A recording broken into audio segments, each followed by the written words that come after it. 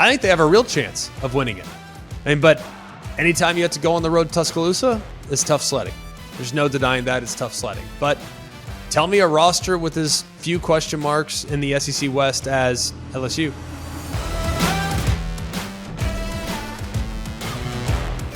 Hello and welcome in. Today is Wednesday, March 8th, and as you can see by my shirt, I am still on vacation. This is on tape.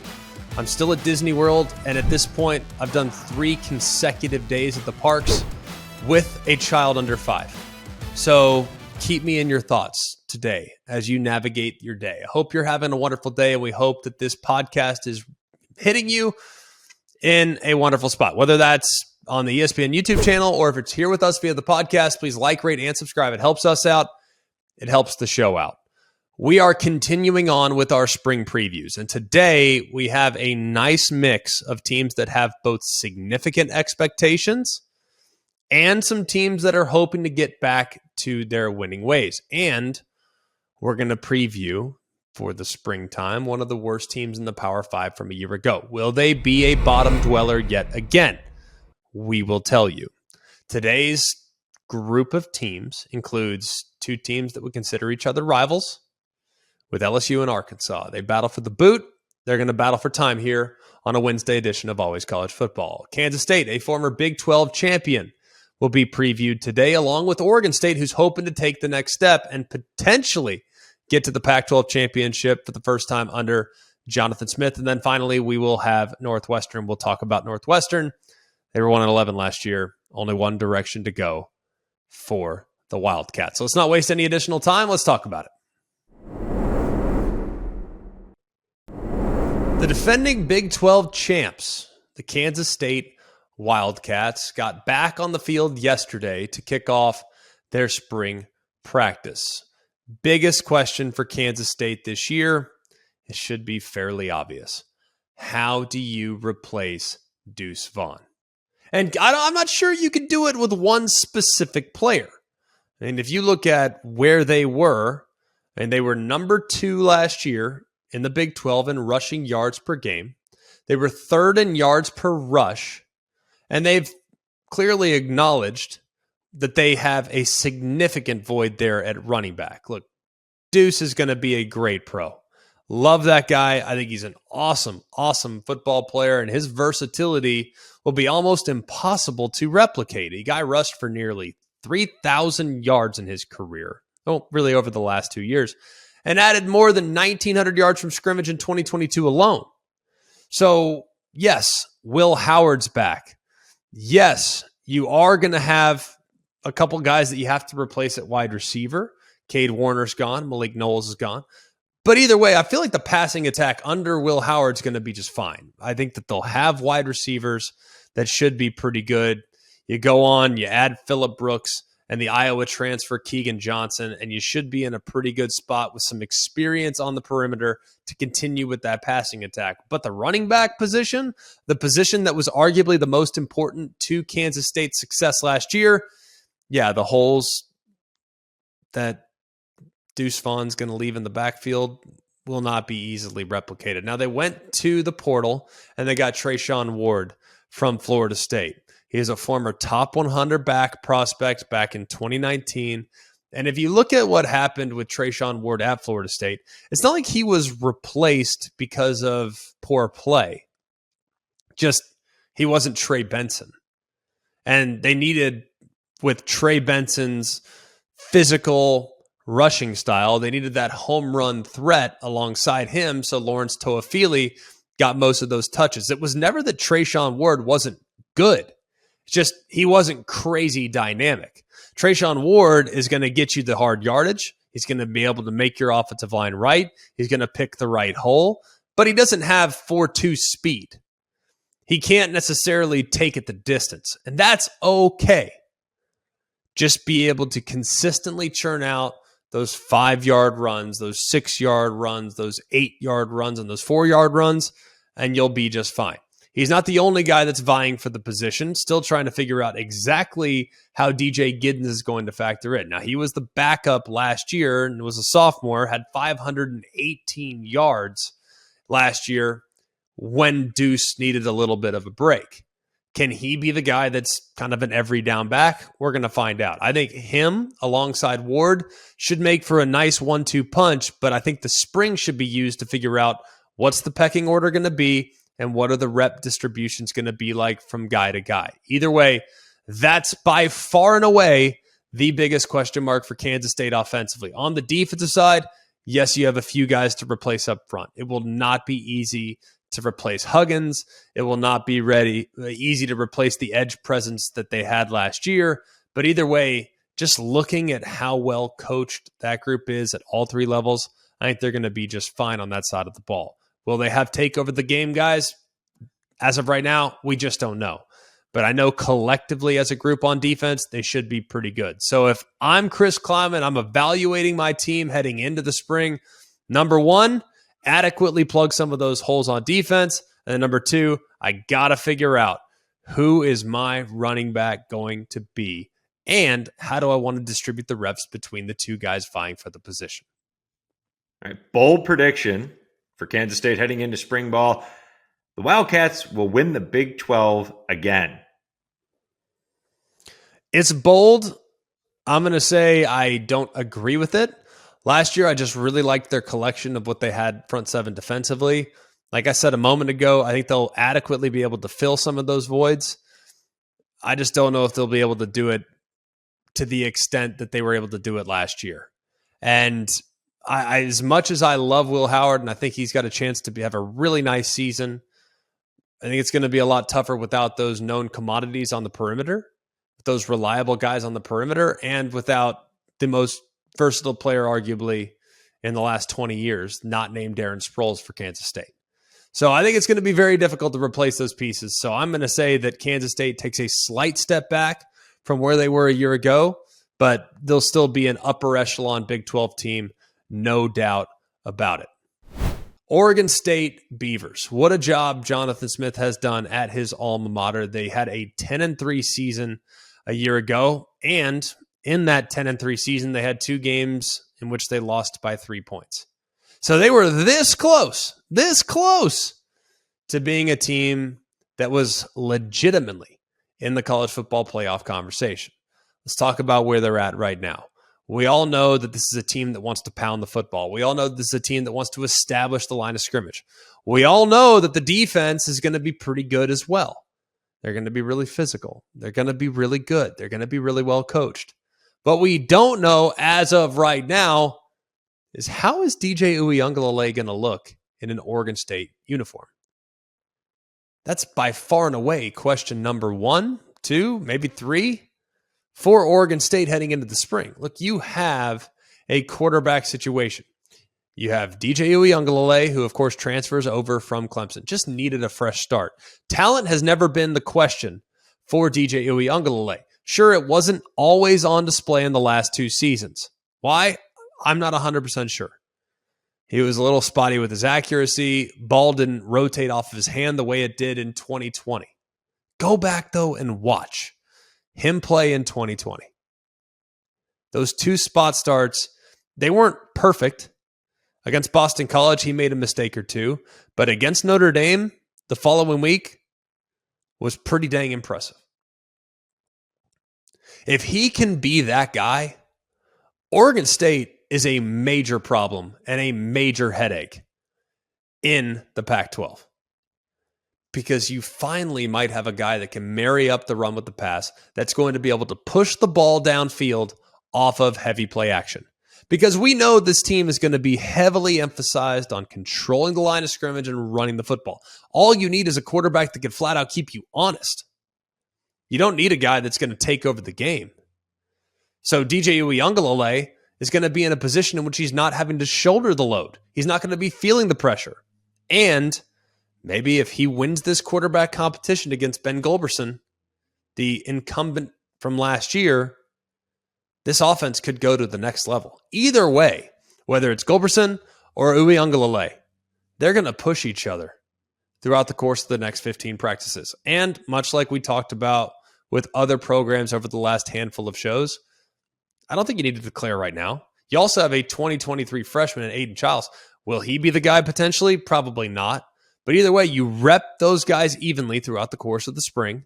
And then in the summer, you narrow it down to 2. And then in the fall, you carry those 2 all the way through game 1, then figure out who the hot hand's going to be as you get into the season. But by far and away, question number 1, and really the only question I have for Oregon State at this point of the offseason, who's your quarterback going to be? And if it is DJ Uiagalelei, how good can this offense be? An offense that has struggled really the last couple of years has been Northwestern. They've been painfully inconsistent, probably as bad last year as they've ever been under Pat Fitzgerald. And it doesn't appear like things are going to immediately wave the magic wand and get them a whole lot better. They were 1-11 last year. You fired the defensive coordinator, Jim O'Neill. You fired the defensive line coach, Marty Long. Your wide receivers coach, Dennis Springer. You go and you kind of throw caution to the wind as far as your staff is concerned. Now everybody's on notice. You go to the FCS ranks to hire the defensive coordinator from North Dakota State in David Braun. You also go and hire a defensive line coach from South Dakota State in Christian Smith. And you go to Youngstown State to get Armin Binns, who was the wide receiver coach at Youngstown State. So you went down to the FCS, clearly recognized guys that were doing things a little differently, guys that were doing a pretty good job with their respective position group or their respective side of the ball at the FCS level. This is not totally uncharted territory, but it does feel a little bit different for Pat Fitzgerald, a guy that has been so stable and so steady for quite a while. After what was a rock bottom moment last year, they decided to completely upend what they were doing on both sides of the ball. Will be very interesting. A lot of people have talked about, well, the offense has struggled. Sure, the offense has definitely struggled, but defensively has always been where Northwestern has been competitive.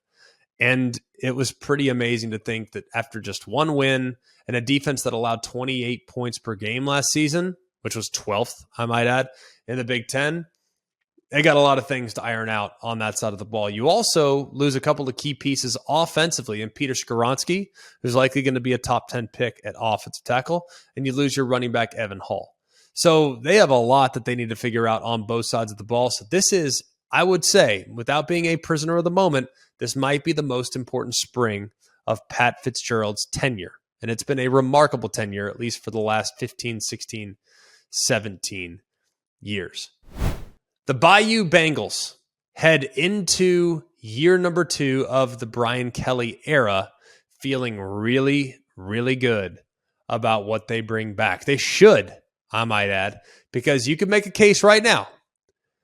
They bring back one of the better quarterbacks in the SEC in Jaden Daniels with how he was playing down the stretch. You bring back one of the better wide receivers in the SEC in Malik Neighbors. You bring back one of the most disruptive defenders, not just in the SEC, but in the entire country, in Harold Perkins. And you bring back from injury last year, Mason Smith, the defensive tackle, who was, if you talked to Brian Kelly before the season, he said he was their best overall player. And he got hurt on the first series of the game against Florida State in week number 1. So we never really got to see what he was at any point last year, but this guy is a take over the game difference maker on the interior of the defensive line. LSU fans should be really fired up about what this team could do this year. You think about where they were at the beginning of last season and think about how much better they got. Well, what's Brian Kelly going to do now that he understands his personnel?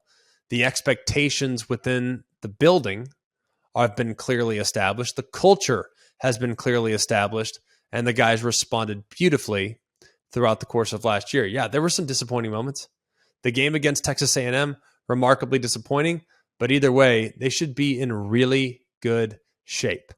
One big question that I have for LSU is that even after a year in which they were really good, winning the SEC West ahead of schedule, winning as many games as they did, all the positives that came with year 1 with Brian Kelly, his relentless pursuit of a championship continued on. Look at how aggressive they got going out into the portal and trying to bring in key difference makers on both sides of the ball.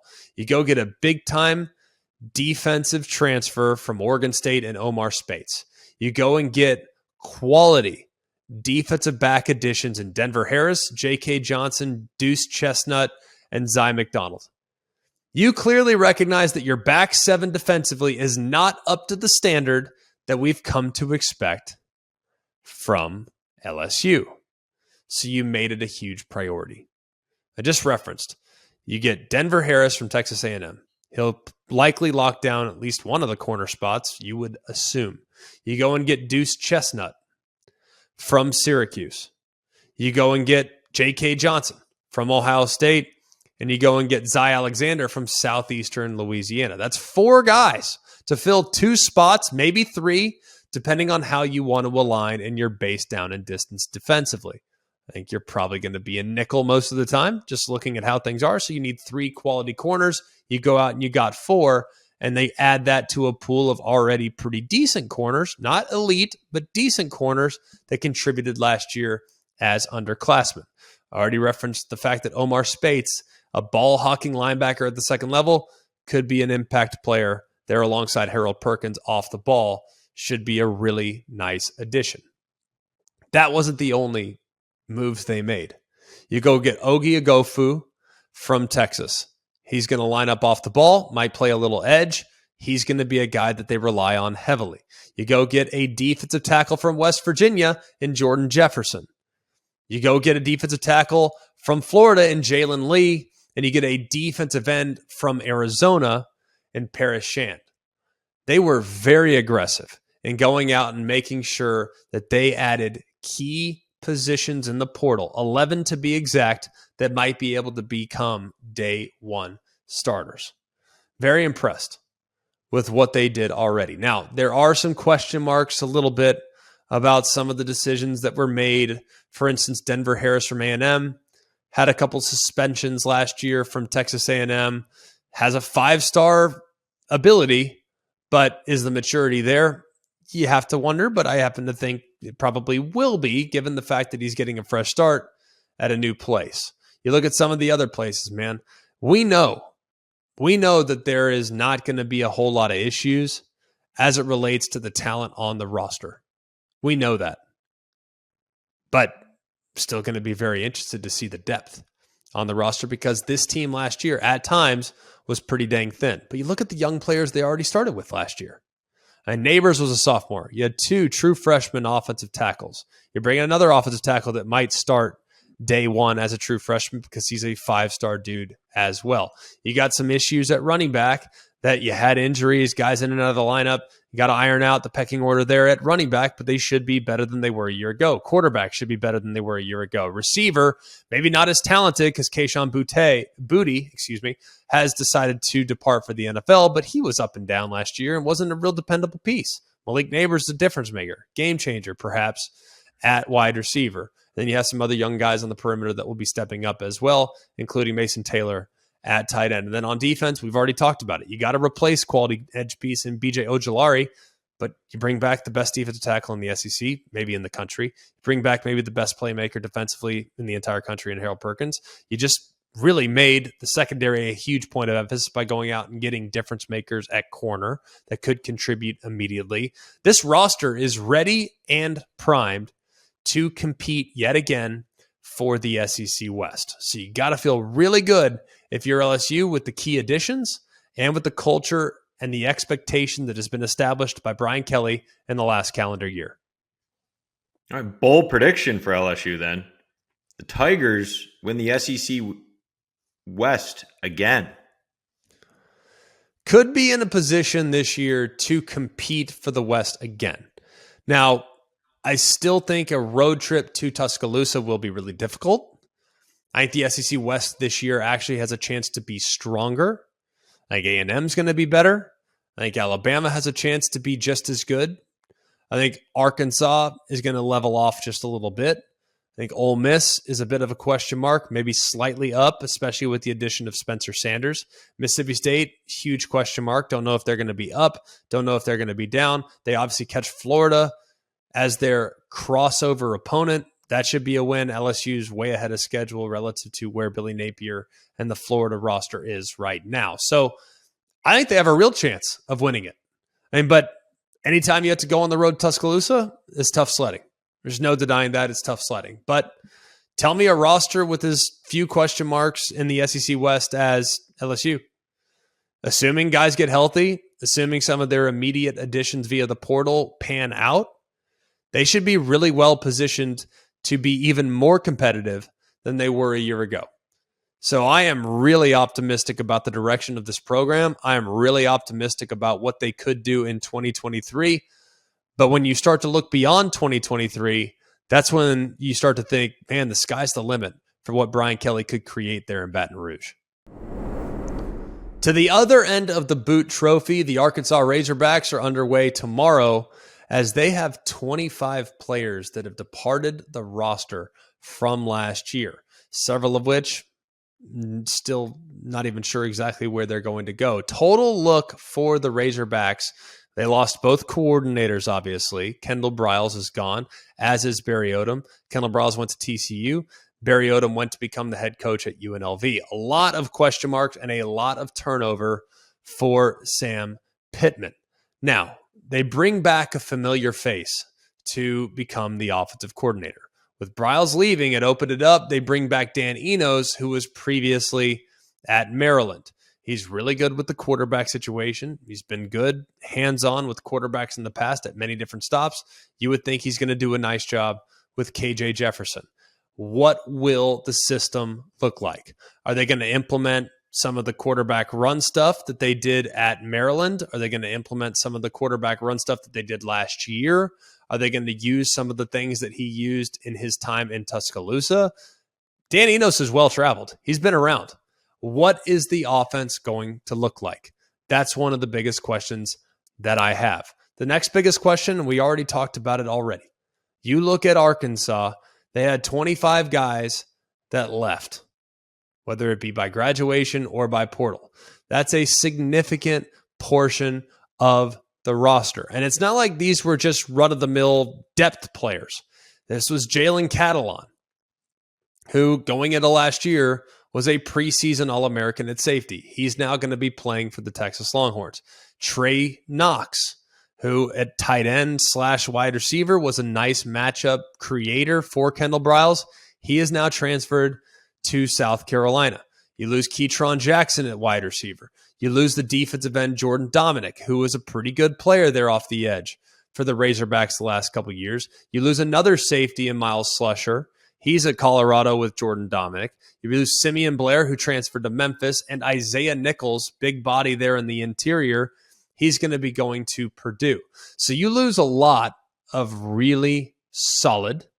I'm not going to say that you had any mega game changers there. Catalan would be the one that was a complete game changer, but he wasn't available very often the last couple of years. He'd been banged up, not just in 22, but also a little bit banged up in 2021. Now, Sam Pittman did a pretty good job of trying to restock the roster. It wasn't easy, but I think they did an adequate job. They went out and they're rolling the dice on a couple of receivers from smaller schools. You go out and get Andre Armstrong from Texas A&M Commerce. What's he going to be? We'll find out. Tyrone Broden from Bowling Green. We'll find out with him. Isaac Tesla. He's from Hillsdale College. We'll find out with him. I mean, 3 guys that we just don't know what those guys are going to be here as wide receivers. I'm cautiously optimistic, but I just don't know at this point. But they didn't just do it on the offensive side. They also made going and trying to get defensive players a high priority, and they got a couple of real difference makers. You go and get Trajan Jeffcoat from Missouri, who at times has been one of the most dominant edge presences in the SEC. I mean, pretty significant that he's going to be able to be a part of that defensive line. You know, you're going to miss Dominic, but at least you can kind of plug his absence with a guy that has real high-level SEC experience. I mean, Dominic had 7.5 sacks last year, so it's not ideal, but he wanted to go play for Dion and Prime. Totally get that. They really need to figure out, Arkansas does, the back end of their defense. Because when Catalan got hurt early last year, the secondary fell apart. It was long documented they were one of the worst secondaries in America. They have got to get that position ironed out. Does seem like they've made it a high priority. You go out, you get a corner from Baylor in Lorando Johnson. You also get another Baylor safety in Al Walcott. You have to make sure that that secondary is shored up, because if they're not, they're going to get crushed again in the back end because of some of the passing attacks they will see, and not just the SEC West, but the SEC as a whole. So the passing game is really good, scattered throughout the league. You don't want to be weak in the secondary, and you don't want to be weak with your pass rush. It does feel like things are going to be okay for Arkansas. They did an adequate job of plugging some voids, but there are some legit question marks heading into this spring. It's the sound to start selling on Shopify. Shopify covers every sales channel, from an in-person POS system to an all-in-one e-commerce platform. It even lets you sell across social media marketplaces like TikTok, Facebook, and Instagram. Packed with industry-leading tools ready to ignite your growth, Shopify gives you complete control over your business and your brand without having to learn any new skills in design or code. And thanks to 24/7 help and an extensive business course library, Shopify is there to support your success every step of the way. Now it's your turn to get serious about selling and try Shopify today. Sign up for a $1 per month trial period at shopify.com/ACF. All lowercase. Go to shopify.com/ACF to take your business to the next level today. Shopify.com/ACF. As always, we get into our mailbag now. Please continue to send great questions. We so appreciate your contributions to the show. We'll promise to continue to check off some of these questions as we go along. And by the way, when you send in a question, tell us your name and where you're from. That's all we need. Just your name and where you're from. That'd be huge, so we can give you a shout out on the air in a future episode. We have a handful of questions that we want to get to today, and you can continue to send them to us at alwayscollegefootball@gmail.com. So we really appreciate that. Coobs, let's kick it off. Tammy in Alabama asks, do you see new NCAA president Charlie Baker having any influence on college football in his tenure? No. As much as I appreciate the idea of the NCAA and I applaud the NCAA, I am not an NCAA hater. I think the NCAA provides a lot of good. I know that people have criticized them and criticized Mark Emmert, but the NCAA, they served their purpose. They were supposed to be a punching bag. That's what they are. They want to be a punching bag in the court of public opinion. That's fine. But what I acknowledge with the NCAA is that they provided a lot of opportunities for friends of mine to compete in non-revenue generating sports. They allowed friends of mine to compete for championships, and they redistributed funds and profits from those championships to several schools and provided a platform. So I don't have as much of a problem with the NCAA as everyone else. They're great for the basketball tournament for both men and women. They're great for baseball tournament, for softball tournament, for all the other championships that they oversee. They're great. They do a great job. Don't touch football. Like, football is its own world now. Like, don't mess with it. It's not, you have no business here. The commissioners are best suited to make decisions on behalf of the teams. And the teams are best suited to make decisions on behalf of the players. Like, I don't need the NCAA meddling in football anymore. Like, Greg Sankey, the future commissioner of the Big Ten, the future commissioner of the AACC, Jim Phillips, Brett Yormark, George Kliavkoff, like, those guys are very well equipped to handle football. NCAA, we don't need your bureaucracy. We don't need your red tape. Like, take your government and put it elsewhere. Focus your attention on the sports that you are directly involved with and directly oversee their postseason. And don't touch us. We're just fine. Frank in Charlotte asks, can you explain the Nick Saban rehab project to us? Charlie Strong, the latest of so many former coaches, having absolutely no problem going to Alabama to work under Saban to stay in the game. Will any coach ever have that kind of pull again within college football?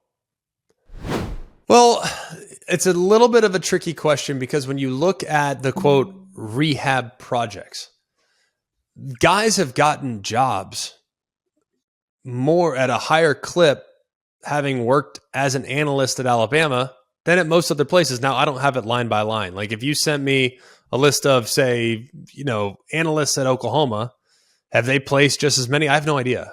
But I get the sense that Steve Sarkisian was at one point an analyst at Alabama. Mike Loxley was at one point an analyst at Alabama. Todd Grantham was at one point analyst at Alabama. Charles Kelly at one point an analyst at Alabama. I mean, you just look, it's a long, long, long list of current head coaches, of current coordinators, of current big-time coaches that have been through that, quote, rehabilitation process. And I think the guy that I actually probably got the most out of as it relates to the reclamation process was my conversation with Butch Jones a few years ago. He was at Alabama as an analyst after having been the head coach at Tennessee. I would talk to him before games, during warmups, what have you, and he would tell me all the different things he learned under Nick Saban and things that he never thought about or knew about or considered as a head coach prior to being at Alabama. Now, is that ultimately going to lead to future success? I don't know, but I know it makes you very attractive as a potential candidate to fill a void somewhere else. So I don't blame Charlie Strong at all. And I don't know if there will be a coach situation where so many guys go down there and work. By the way, I think Alabama can also pay those analysts better than most places. So that probably helps make the decision a little bit easier as well. But yeah, I mean, people only take those jobs because it's a launch pad into a bigger opportunity. And the past would indicate that if you go there as an analyst, you're going to be in a pretty good situation within a year or two. Thanks so much for being with us. We so appreciate it. Continue to help us out with our mailbag, alwayscollegefootball@gmail.com. And it also helps us out when you like, rate, and subscribe to the podcast. Or if you're here with us via the YouTube channel, hit that thumbs up button right below the video. We so appreciate you guys being with us. We hope you're enjoying spring football as much as we are. We'll continue to update you with some quarterback competitions, some other competitions coming up the recent weeks. So a lot that we still need to unpack as it relates to the spring season. Plus, we have so many more spring previews to get to here over the next couple weeks as well. For all of us here at Always College Football, for Jack Foster and Mark Kubiak, I'm Greg McElroy. Hope you have a wonderful day, and remember, it's always college football. Hey guys, it's Greg McElroy. Thanks for watching Always College Football. Make sure you like, rate, and subscribe to ESPN's YouTube channel and wherever you listen to your podcasts.